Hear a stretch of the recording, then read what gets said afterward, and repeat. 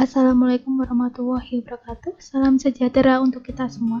Baik, kembali lagi bersama saya di materi berikutnya berkenaan dengan paragraf atau alinea dalam teks.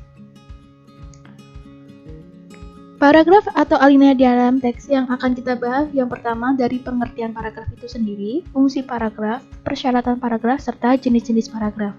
Kita harus mengetahui apa pengertian dari paragraf. Nah, paragraf itu merupakan satuan bahasa yang mengemukakan sebuah pokok pikiran atau satu gagasan utama yang disampaikan dalam himpunan kalimat yang koherensif atau padu. Jadi, di sini setiap paragraf harus menyampaikan sebuah gagasan utama.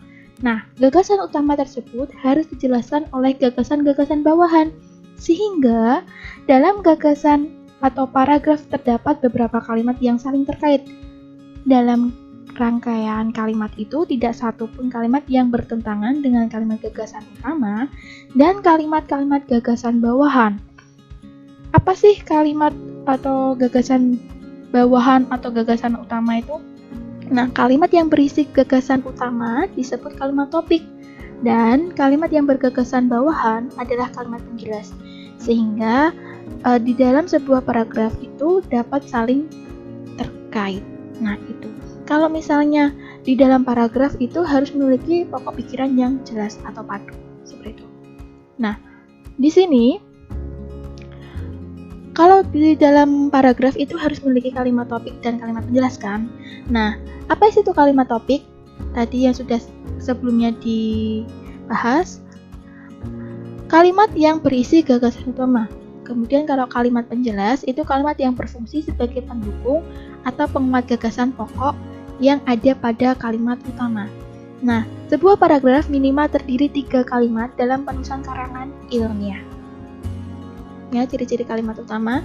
Yang pertama, mengandung permasalahan yang potensial untuk dirinci lebih lanjut.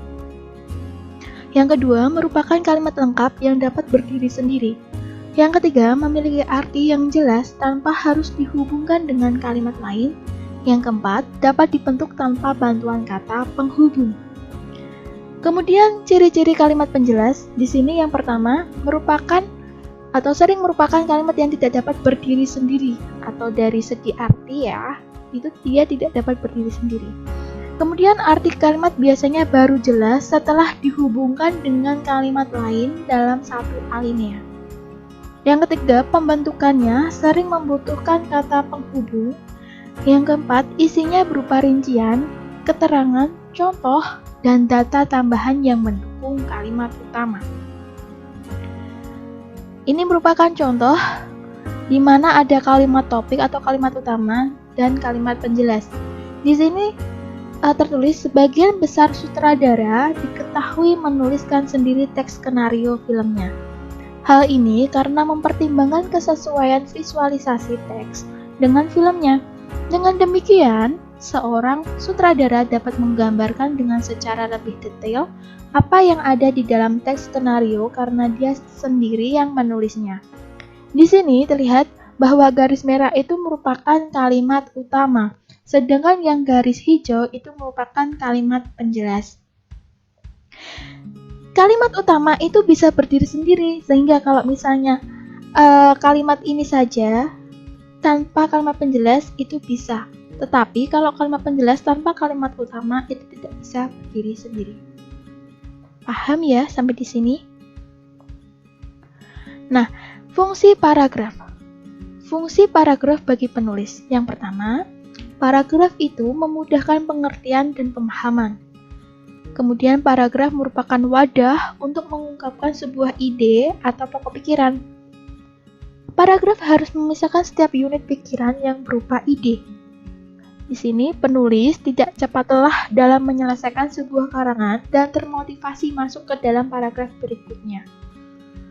Kemudian yang kelima, paragraf dapat dimanfaatkan sebagai pembatas antara bab karangan.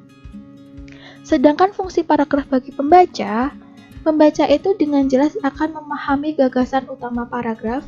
Kemudian pembaca dengan mudah menikmati karangan secara utuh.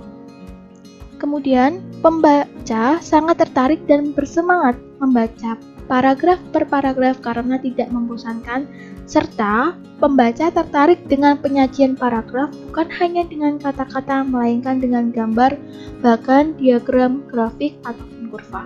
Jadi kalau misalnya kalian membuat sebuah laporan, itu kalau misalnya berkaitan dengan ada gambar, bahkan diagram, itu merupakan dari paragraf juga.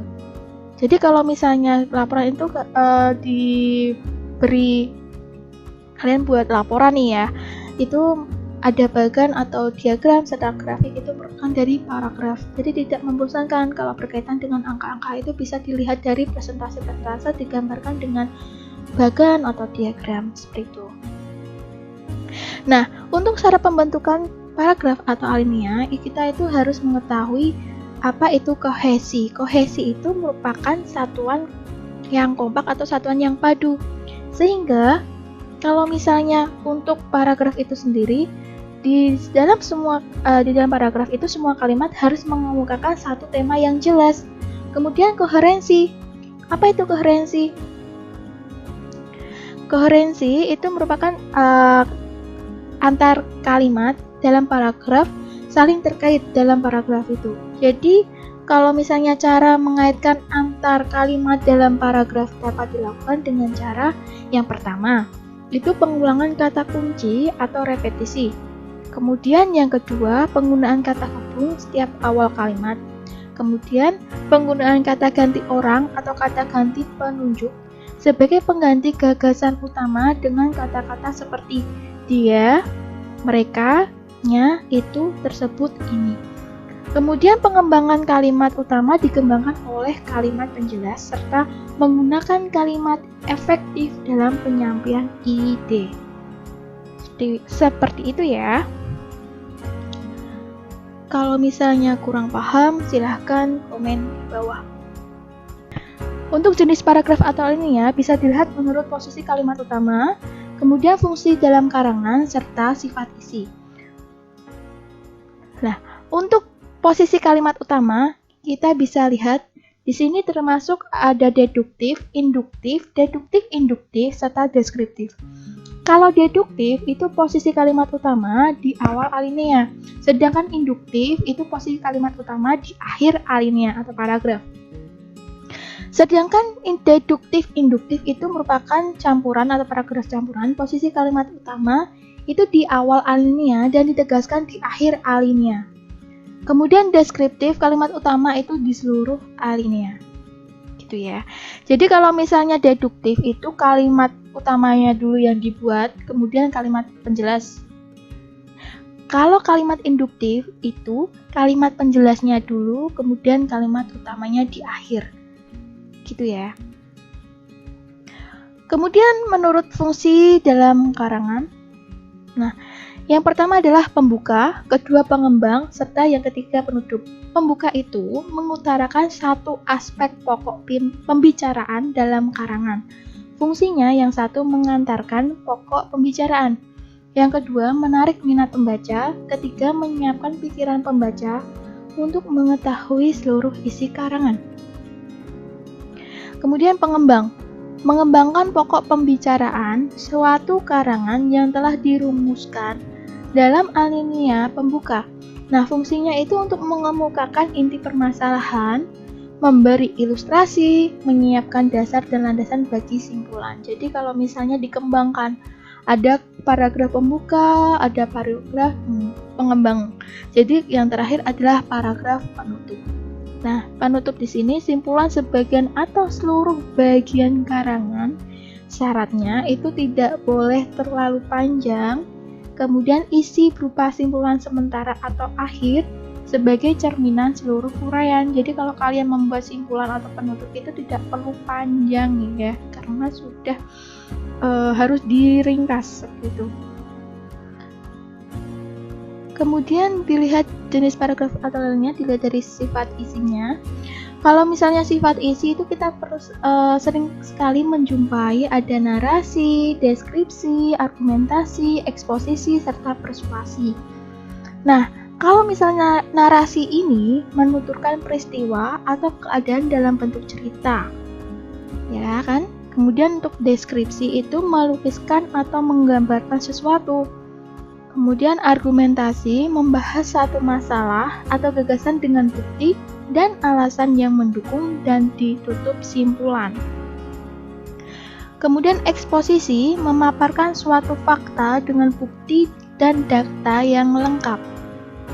Yang terakhir, persuasi membujuk atau memengaruhi pembaca. Nah, nanti dari sifat-isi ini nanti akan dibahas di materi itu berikutnya berkaitan dengan jenis-jenis tulisan. Nah, untuk metode pengembangan aliniatis itu sendiri, itu ada metode definisi. Apa itu definisi? Menerangkan pengertian istilah tertentu. Kemudian yang kedua, metode proses, menguraikan suatu proses yaitu urutan, tindakan, atau perbuatan untuk menciptakan atau menghasilkan sesuatu.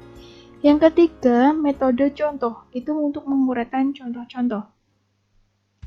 Metode sebab akibat, menerangkan suatu kejadian dan akibat yang ditimbulkannya atau sebaliknya. Kemudian metode umum khusus seperti dengan deduktif dan induktif ya. Kemudian metode klasifikasi. Klasifikasi di sini mengelompokkan sesuatu sesuai persamaan dan perbedaan, kemudian dianalisis untuk mendapatkan generalisasinya. Nah, ini merupakan penugasan untuk kalian. Yang pertama, buatlah paragraf yang dikembangkan dengan metode pengembangan sebab akibat. Kemudian yang kedua, buatlah paragraf yang dikembangkan dengan metode pengembangan paragraf induktif. Sekian ya materi kali ini. Terima kasih atas perhatiannya. Wabillahi taufiq wal hidayah. Wassalamualaikum warahmatullahi wabarakatuh. Semangat selalu dan sukses.